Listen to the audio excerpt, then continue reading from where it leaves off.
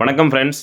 நம்ம வந்து எப்படி பட்டா மாறுதலுக்கு வந்து இணையதளத்தில விண்ணப்பிக்கம் செஞ்சிருக்கோம்னா, அதனுடைய ஆர்டர் வந்து எப்படி நம்ம ஆன்லைன்ல எடுக்கிறது அப்படிங்கிறத பார்க்கலாம்.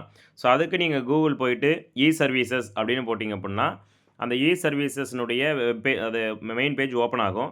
ஸோ, அந்த பேஜ்ல போனீங்கன்னா, பட்டா மாறுதல் விண்ணப்பிக்க, பட்டா சிட்டா விவரங்களை பார்வையிட அந்த மாரி இருக்கும். ஸோ, அதில வந்து 2வது ரோல 3ல பட்டா நகலை பார்வையிட அப்படின்னு சொல்லிருக்கு பாருங்க. ஸோ, அதில வந்து போயிட்டு நீங்க வந்து விண்ணப்பம் செஞ்சிருக்கக்கூடிய அந்த அக்னாலஜ்மென்ட் நம்பர வந்து நீங்க இதில குறிப்பிடணும்.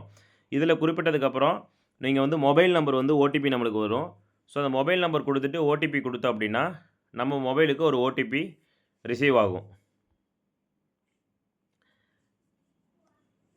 ஓடிபி ரிசீவ் ஆனதுக்கப்புறம், அந்த ஓடிபி நம்பர இதில குடுத்துட்டு ஓடிபி உறுதி செய்ய அப்டின்னு குடுத்துட்டோம் அப்டின்னா, அடுத்து வந்து அ கேப்ச்சா கேட்கும். ஸோ, அந்த கேப்ச்சாவ நம்ம வந்து என்ன குடுத்துருக்காங்களோ, அந்த கேப்ச்சாவ குடுத்துட்டு, சமர்ப்பின்னு குடுத்தோம் அப்டின்னா, நமக்கு வந்து அ ப பட்டா ஆர்டர் வந்து ஷோ ஆகும். ஸோ, இது வந்து தனிப்பட்ட ஆர்டரு. நம்ம கூட்டுப்பட்ட ஆர்டர் எடுக்கிறதுனால இந்த மாரி எடுத்துக்கலாம்.